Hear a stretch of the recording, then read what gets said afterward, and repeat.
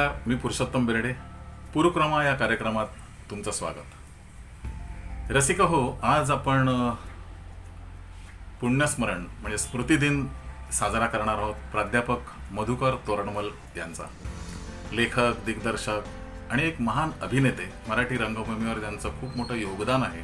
प्राध्यापक मधुकर तोरडमल नगरहून प्राध्यापकी जे करत होते, तिथून लेखक दिग्दर्शक म्हणून राज्यनाट्य स्पर्धा आणि वेगवेगळ्या उपक्रमातून त्यांनी आपली नाट्य कारकीर्द सुरू केली आणि ते मुंबईत दाखल झाले व्यावसायिक रंगभूमीवर. काळे बेट लाल बत्ती वगैरे सारखं नाटक त्यांचं अतिशय गाजलं आणि त्यातली ती त्यांची कणखर कठोर भूमिका. पण खऱ्या अर्थाने मधुकर तोरडमल लोकाभिमुख झाले किंवा लोकांना किंवा स्टार झाले ज्याला म्हणायला हरकत नाही, ते म्हणजे तरुण तुर्क म्हातारे अर्खत. ह्या नाटकामध्ये त्यांचा जो काय हाहाकार होता तो अतिशय बघण्यासारखा होता.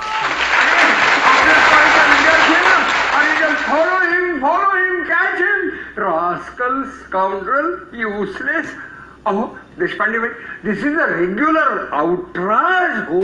अहो, तुम्ही अशा इकडे एकट्या बसलेल्या दिसल्या म्हणून मी इकडे येत होतो, तर एक हा भरधाव सायकलवरून आला आणि माझी ही काढून घेऊन गेला हो. माझी ही हो, माझी हॅट काढून घेऊन गेला. तरी माझ्या हिचा हा मी असा ह्याच्यात अडकवून ठेवीत असतो नेहमी गळ्यात. खुणाच्या गळ्यात काय अडकवते 12%? माझ्या हॅटचा पट्टा हो असा गळ्यात अडकवून ठेवीत असतो मी नेहमी. ही जी हच्या बाराखडीची जी गंमत आहे ती त्यांनी इतकी निर्व्याजपणे निर्मळपणे सादर केली की त्यांच्यातला तो म्हणजे अश्लीलपणाचा कुठे असं म्हणजे त्याचा वाचच नव्हता त्या भूमिकेला.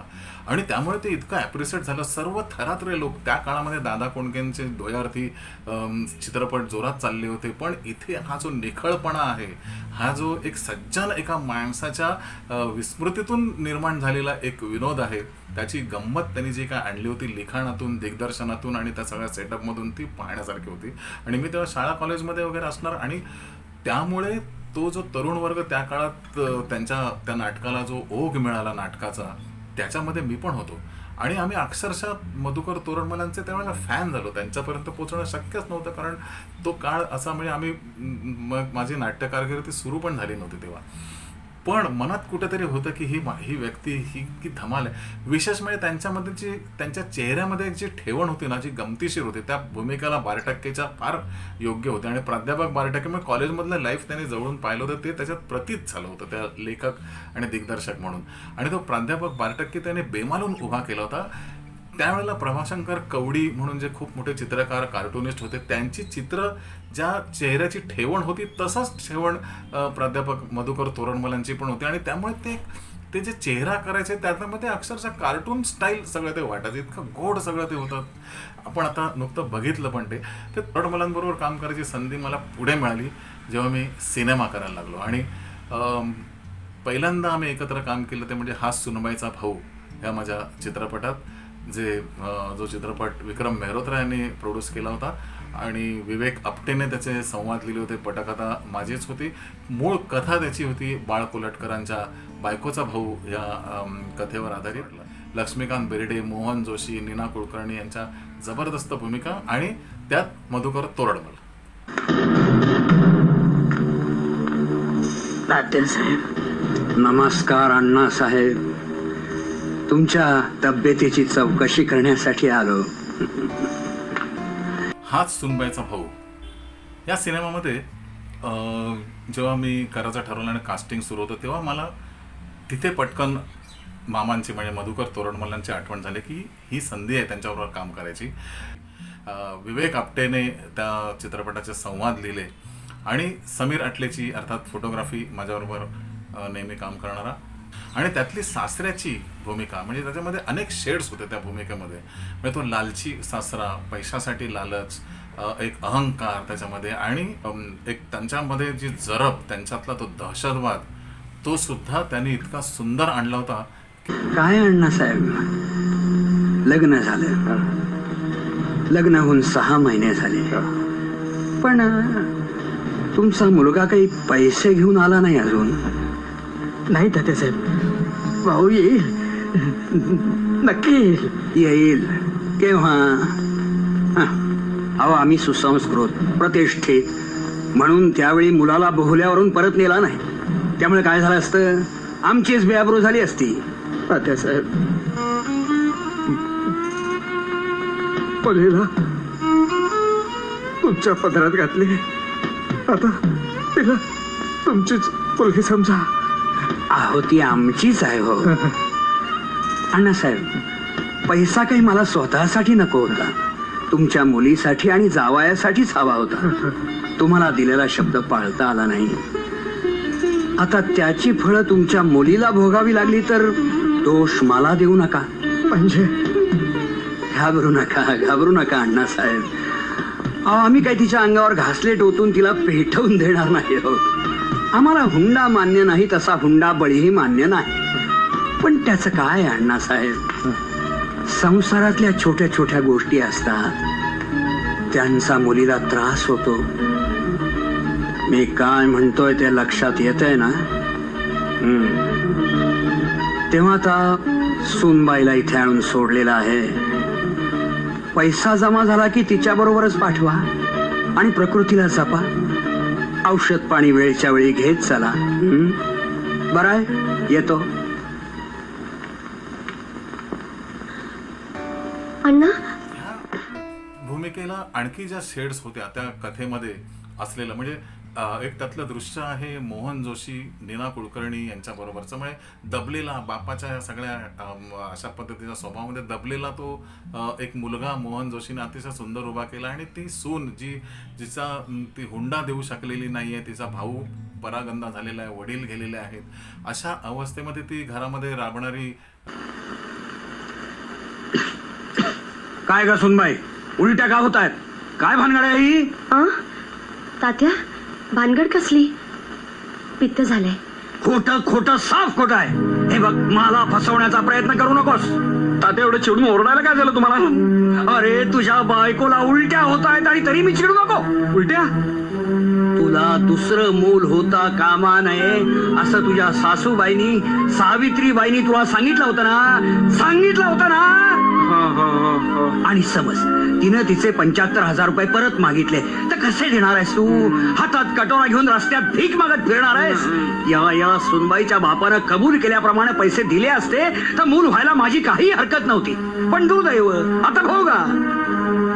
आणि लक्षात घे, आता तुझं वय किती आहे? 45. अजून 25 वर्षांनी किती होणार आहे? 70. हा, मग समज आता तुला चुकून मुलगी झाली तर 70व्या वर्षी तिचं लग्न कसं करणार आहेस तू? अरे, मुलीचं लग्न करणं म्हणजे काही पोरखेळ नाही. केवढी धावपळ, केवढा पैसा खर्च होतो. अरे, त्यावेळी मी असणार नाही तुझ्या पाठीशी उभा राहायला. तात्या, इतक्या टोकाच्या गोष्टी करायची काही गरज आहे का? चुप.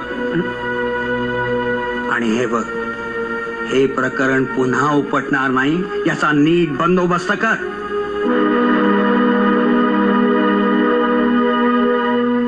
मी बघतो. तू काय बघणार? एक नंबरचा बुळ्या. दुकानात वजन मारता येत नाही, बायकोवर काय वजन मारणार? ताटा घालचं मांजर तू.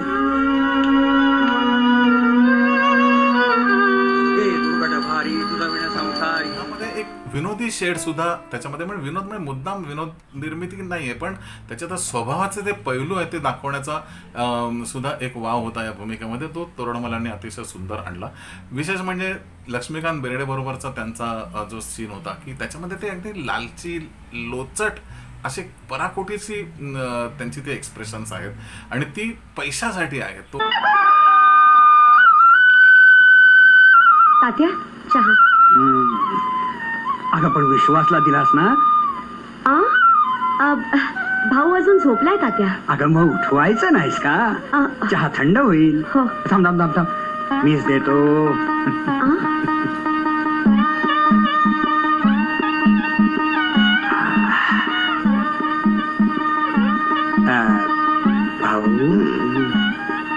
भाऊराव. कोण आहे?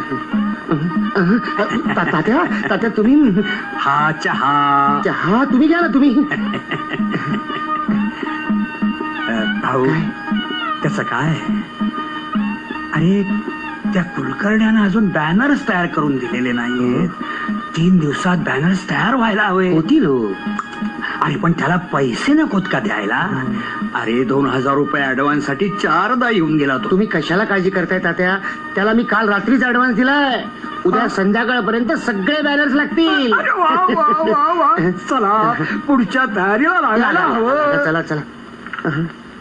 आता काय झालं? भाऊ, काल तू ते पैसे आणलेस ते कुठून? त्याच्याशी तुम्हाला काय करायचंय तात्या? मी आहे ना. तू आहेसच रे, तू आहेसच. पण काय तुम्हाला पाहिजे फार नाही, 5000 रुपये. 5000 देतो की. अहो तुमचेच आहेत. अरे वा वा वा वा वा वा. आता मी निवडणूक नक्की जिंकणार. जिंका. हा सुनबाईचा भाऊ मध्ये इतक्या शेड्स आणि हे सगळं म्हणजे त्यावेळेला टिपिकल काही गोष्टी ज्या सिनेमात असतात त्या न करता आम्ही एक वास्तवाला धरून असलेले सगळे गोष्टी या सिनेमामध्ये आणण्याचा प्रयत्न केला आणि ती जी विनोद निर्मिती त्यातून जी झाली ती फार सुंदर पद्धतीने झाली होती. मुंबईतलं एक मध्यमवर्गीय कुटुंब हव्यासापोटी कसं सफर होत जातं एखाद्या व्यक्तीचा हे त्याच्यात दाखवलं होतं आणि मामांनी ती भूमिका उत्कृष्ट केली. नंतर जेव्हा एन चंद्रा निर्मित घायाळ चित्रपट करायची मला संधी मिळाली त्यावेळेला सुद्धा त्यातली एक प्रमुख भूमिका मामांना आम्ही देऊ केली तोरड मरलना. ह्याचं कारण त्याच्यामध्ये सुडाने पेटलेला असा तो जमीनदार आहे मोठा, त्याची 4 मुलं आहेत आणि बायकोचा वध झालेला आहे. समोरच्याच एका घराण्यातल्या स्त्रीच्या अतिशय पुरुषदृष्ट्या स्वभावामुळे तो वध तिचा झालेला आहे आणि त्यामुळे त्या स्त्रियांबद्दल पराकोटीची त्यांना असं कुठेतरी हे आहे द्वेष आणि घरात बोर्डच लावलेलं गेटवर की स्त्रियांना प्रवेश नाही असं ते कॅरेक्टर. आणि समोर पद्मा चव्हाणांसारखी अभिनेत्री आम्ही भूमिकेसाठी त्या घेतली होती. 4 मुलांमध्ये अशोक सराफ, शिवाजी साटम, राजू केतकर आणि 4थ्या मुलाचं काम अजिंक्य देवने केलं होतं. त्यामध्ये जॉनी लिव्हरची पण भूमिका होती. पण हे सगळा मोठा मल्टीस्टार प्रकार जो होता त्यामध्ये जमीनदाराची जी भूमिका होती ती तोरडमलांनी अतिशय सुंदर केली आणि त्यातला जो सुडाने पेटलेला एक जमीनदार मुलांच्या प्रेमापोटी काही टोकाचे निर्णय त्याला घ्यावे लागतात. त्यांनी तो मिशी आणि हा सगळा गेटअप केल्यानंतर आपोआपच ती भूमिका अशी हाईटला गेली आणि त्याच्या समोर एक दृश्य त्याच्यामध्ये होतं की ज्याच्यासमोर अशोक सराफ म्हणजे मामा, आणखी एक मामा, मी 2 मामांचं हे अभिनयाचं द्वंद्वच म्हणायला पाहिजे. अशोक सराफांबरोबर त्यांचा एक सीन होता तो अतिशय जबरदस्त त्या दोघांनी केला.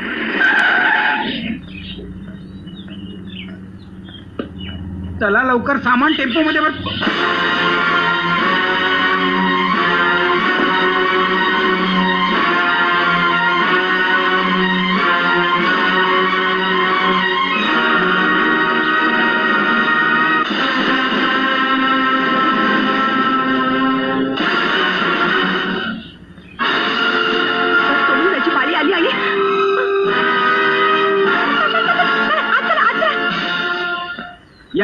या काय इबुतेवाडीचे पाटील हो काय तुम्ही? जत्रेचं आमंत्रण द्यायला आला असाल. येणार येणार. काय घेणार? चहा, कापी? अरे कोण आहे की नाही तिकडं? रामचंद्र हा काय तमाशा आहे? कोण रामचंद्र? कसला तमाशा? ओ पाटील, मी किसनराव आहे. मी पाटील नाही. मी पण रामचंद्र नाही. मी माझ्या मुलाला ओळखत नाही. मी माझ्या बापाला ओळखत नाही. मग शब्दावर सांग की तू माझा मुलगा नाहीस का? आता का भेदरतोयस?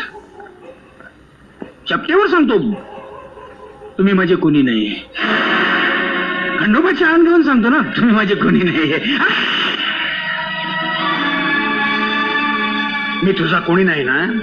मग चाल मार माझ्या मुस्कटात. अरे अनोळखी माणसावर हात टाकायची भीती कसली? मी कोणी नाही ना तुझा? मार मार, उचल हात.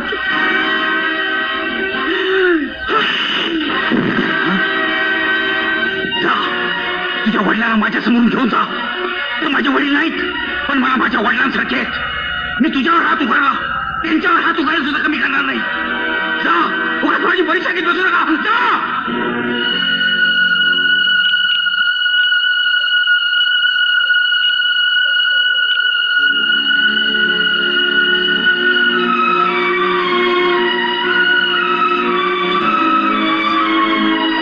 ह्या अशा शेड्स ह्या घायाळ चित्रपटामध्ये अत्यंत दुखावलेला असा तो बाप त्यांनी आपल्या 4 मुलांची एक मीटिंग घेऊन जो उभा केला, त्याच्यामध्ये सुद्धा त्यांची जी समज होती डायलॉग्सची, डिलिव्हरीची, तो अभिनय करण्याची, सिनेमातला विशेषतः, हे अतिशय बघण्यासारखं होतं. एक दिग्दर्शक म्हणून अतिशय आनंद देणारी ती चित्रीकरणाची ती रात्र होती आणि त्या अतिशय हाईटला तो सीन गेलेला आहे.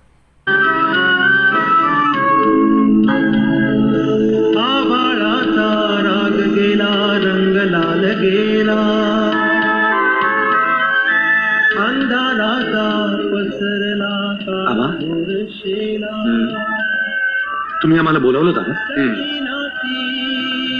उरल्या राती, सरली नाती उरल्या राती, काजळले आभाळ, झाले लाजेने काळे आभाळ, मावळला सूर्य घायाळ, झाले लाजेने काळे आभाळ, मावळला. मला तुम्हाला काही सांगायचंय.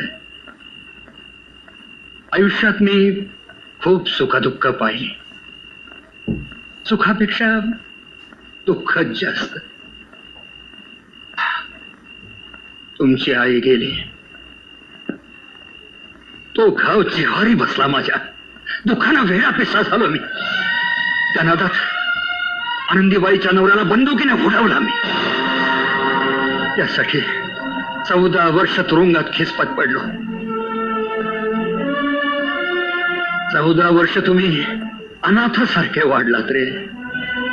या 14 वर्षात माझे, तुमचे, या सबंध घराचे जे हाल हाल झाले, त्याला कारणाची कारस्थानी स्त्री.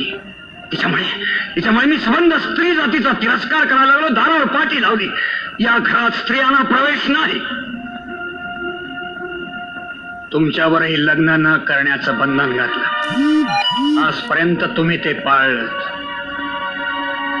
पण आता मात्र वाटायला लागलंय तुमची लग्न केली नाही ही मी चूक तर नाही केली. नाही नाही आबा, असं मनातही आणू नका. शब्देवर सांगतो.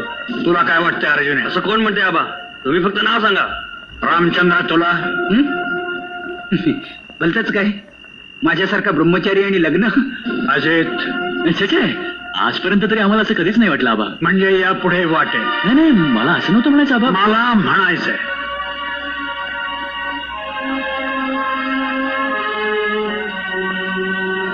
तुमच्या सगळ्यांची लग्न लावून देण्याचा निर्णय घेतलाय मी. नाही आबा, मला लग्नच करायचं नाही. आणि मी पडलो ब्रह्मचारी, तेव्हा माझाही प्रश्न येत नाही. तुझंच लग्न लावण्याचा निर्णय घेतलाय मी. रामचंद्र, तू आज्ञाधारक मुलगा आहेस. पण आबा, मी निर्णय घेतलेला आहे, त्यावर चर्चा नको.